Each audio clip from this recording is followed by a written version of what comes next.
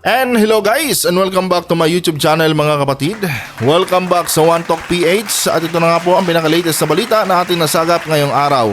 Bansang China haharapin ang Pilipinas sa may West Philippine Sea kasama ang ating mga kaalyadong bansa. Parang gusto yata mag-suicide ng bansang China mga kababayan ha. Apat na bansa po yung kanyang kakaharapin niya dyan, no? Ngayong araw mismo dyan sa may West Philippine Sea. Kasi nga mga kapatid, kung matatandaan nyo, kahapon lang po ay inanunsyo na po ng ating AFP na magkakaroon tayo ngayon, no? Ngayong araw na ito, April 7, ng joint anti-submarine drills dyan sa may West Philippine Sea. At itong China mga kapatid, gusto yatang mag-suicide. At yan po ang ating pag-uusapan ngayon. Pero bago ang lahat, huwag kalimutang mag-subscribe at pakilike din po ang ating video para i-share pa ni YouTube sa iba pang hindi pa nakakapanood. So ito na nga ang balita mga kababayan. Ayon dito sa ABC News, China says it's patrolled the South China Sea in an apparent response to US naval drills with allies. Sa madaling sabi mga kababayan, hindi natitinag itong bansang China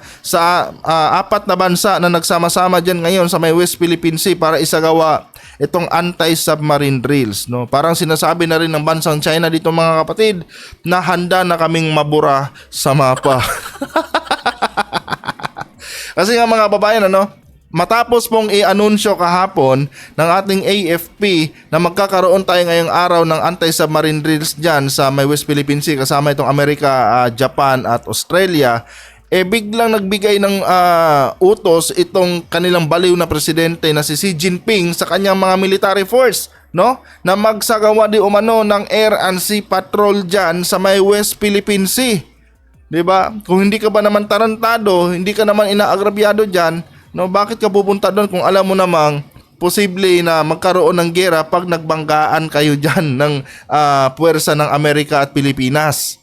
'Di ba? Kanya nga lang mga kababayan, itong China kasi, no, talagang sobrang nalunod na sa kapangyarihan, no? At ngayon mga kapatid, parang hinahamon pa nila ang US kasi dito mga kapatid, no, based doon sa statement na kanilang binitawan, in-address nila ito mga kababayan na response di umano nila ito sa Amerika. No, hindi nila binanggit ang bansang Pilipinas, talagang ang Amerika yung kanilang binanggit dito mga kapatid, na kung saan nangangahulugan po ito, no, na handa silang makipagkompetensya sa kapangyarihan ng bansang Amerika. Well, kung totoosin mga kababayan, itong bansang China kasi ay kinukonsidera nila ang bansang Amerika na kapantay di umano nila sa kapangyarihan. Na kung saan mga kapatid, milya-milya po ang layo, no, ng China sa bansang Amerika kung kapangyarihan, kung power lang po ang pag-uusapan, no? Military power ang pag-uusapan mga kababayan, napakalayo po ng bansang China. Kilala lang sila mga kababayan, no? Itong bansang China ay kilala lang bilang isang pinakamalaking naval base, no? Pinakamalaki sa lahat sa buong mundo mga kapatid, pinakamalaking naval base sa buong mundo. Pero pagdating sa teknolohiya at kapangyarihan at military force mga kapatid, walang sinabi po itong bansang China. Kanya nga lang dahil baliw yung kanilang presidente, no? Kaya ngayon kinukonsidera niya ang Amerika na pantay lang sila.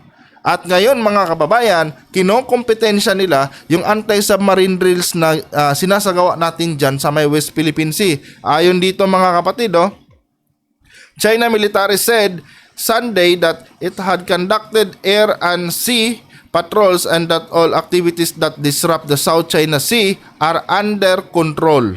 Di ba? Kung makapagsalita sila ng under control mga kababayan, wagas. Di ba? Pero hindi man lang nila kinukonsidera yung teritoryo na inaagaw nila sa atin.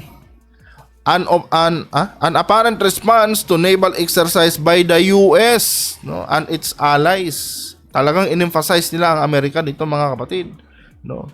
Parang gustong makipagbrasuhan nitong bansang China sa bansang Amerika, no? The defense chief of the United States, Japan, Australia, and the Philippines announced Saturday that they would hold joint exercise in the sea to safeguard the rule of law and uphold the right to sail through and fly over the waters. No? So matapos mabalitaan, kasi nga kahapon mga babae, no, sabi dito, inanunsyo nga natin, di ba? Inanunsyo natin na magkakaroon tayo ng joint anti-submarine drills dyan sa may WPS. After po itong ma-receive ng China, itong balita na to mga kapatid, no?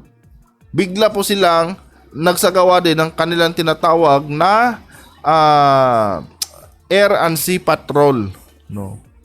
Para in response doon sa activities na sinasagawa natin kasama ang bansang Amerika. No, ito pa mga babayan, the US has conducted joint patrol with the Philippines in a show of support. China says the US is inflaming tensions by meddling in the disputes. No? So ano ibig sabihin niya mga kapatid? No? Pinapakita kasi ng bansang Amerika sa atin, no, na suportado nila tayo pagdating diyan sa claim natin sa may West Philippine Sea. Diba? Ngayon, itong China, sinabi ng bansang China mga kababayan na ginagatungan di umano niya ang Pilipinas, ginagatungan di umano ng Amerika ang Pilipinas, no? Para mag-create ng mas grabing tension diyan sa may West Philippine Sea. Pero nauna na rin sinabi ng bansang China mga kapatid, no, na hindi dapat naging alam ang Amerika diyan sa may West Philippine Sea dahil wala naman siyang pakialam diyan. No, wala naman siyang karapatan diyan. Dapat exclusive lang yung issue na sa sa tawag dito sa Pilipinas at China. Kanya nga lang, syempre, no, big brother natin si Amerika mga kababayan. O kanino pa ba tayo kanino pa ba tayo lalapit, no?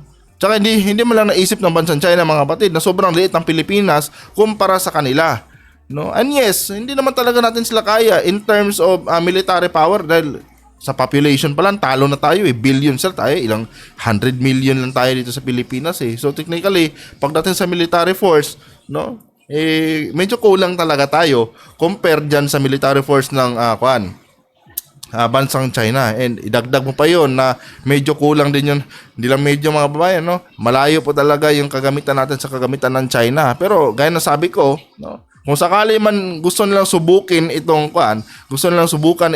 tapang ng mga Pilipino, hindi rin sila magsisisi, 'di ba? Kasi hindi rin basta-basta susuko ang bansang Pilipinas, no? Maliban na lang sa ating mga kababayan pro-China mga kapatid, no? Pero tayong mga totoong mga Pilipino, no, kailangan munang dumanak ang dugo sa lupa bago nila tayo makangker, 'di ba? Pero dito kasi mga kapatid, no, halatang halata kasi itong tono ng China dito, no, na ina-address nila ito sa bansang Amerika, 'di ba? Kasi nga dito mga kababayan, no, sabi ng China says the US is inflaming. No, lahat itong statement na binitawan nila ngayong araw mga kababayan, no, ay patungkol po talaga sa bansang Amerika, no.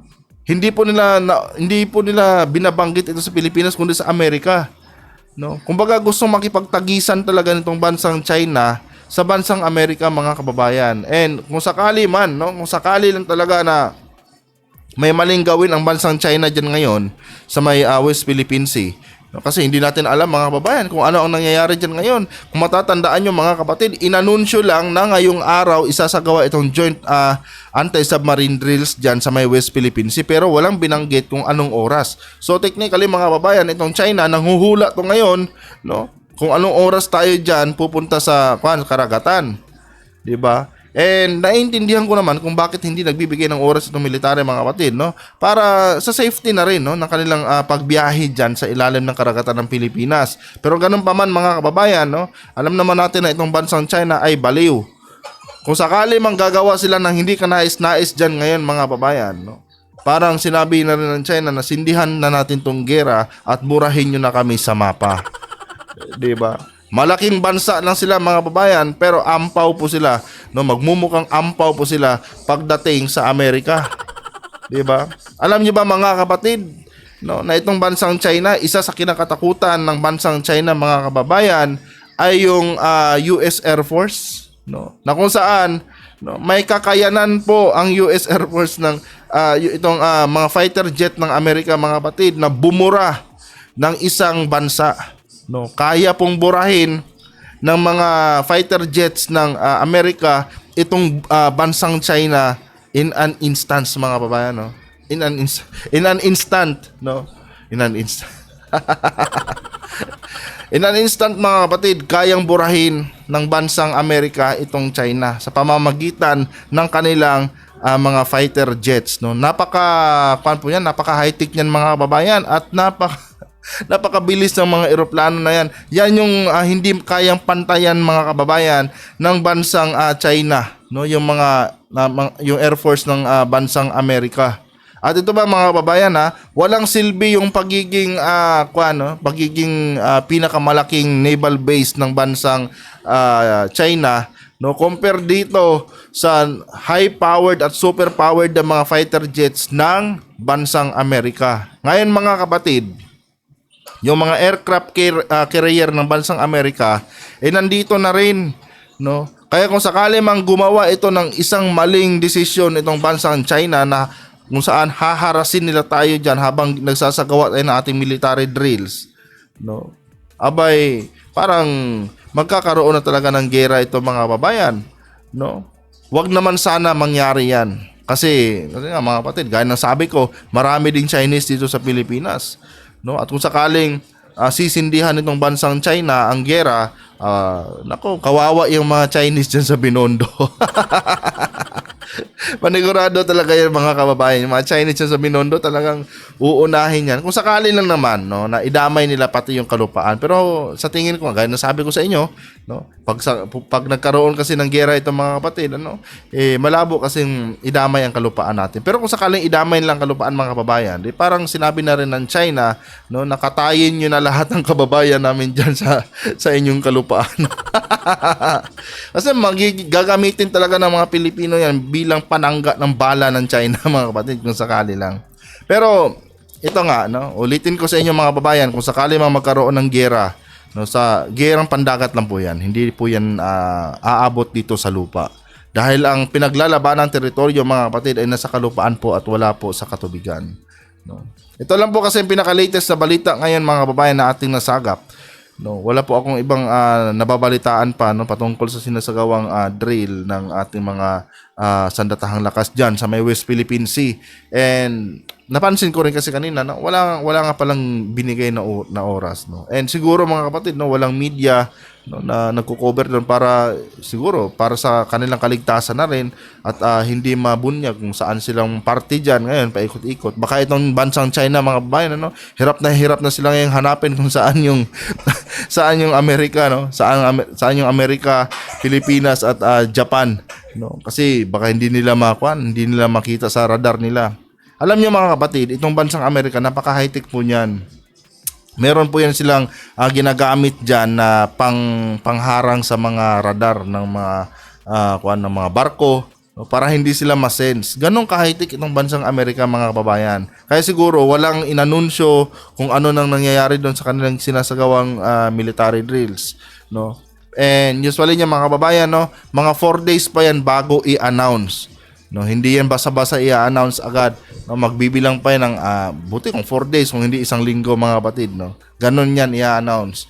Hindi yan ora mismo. Kasi pag i-announce yung mga kababayan, hindi natin alam, baka mayroon pa ng mga naiwan natin mga kababayan, no, mga kasundaluhan natin or kasundaluhan ng iba't ibang bansa, no, na nandun pa, baka biglang mabaliw tong China, baka biglang biglang lang i-backdoor at paulanan ng mga missile, no. Hindi naman pwede yon. Kaya ang announcement yata yan, sa tansya ko lang mga kababayan, mga isang linggo pa yan, no, for the safety na rin sa mga kasali doon sa sinasagawang anti-submarine drills, no. Pero ganun pa man mga kababayan, sana itong bansang China huwag gumawa ng hindi ka nais-nais, no, para maiwasan itong maiwasan ang gera mga kapatid. Dahil sa oras na magsasagawa ito ng kanilang kagaguhan diyan, no, kabulastugan diyan sa may West Philippine Sea, abay, parang sinasabi na rin talaga ng China mga kababayan, naburahin niyo na po kami sa mapa.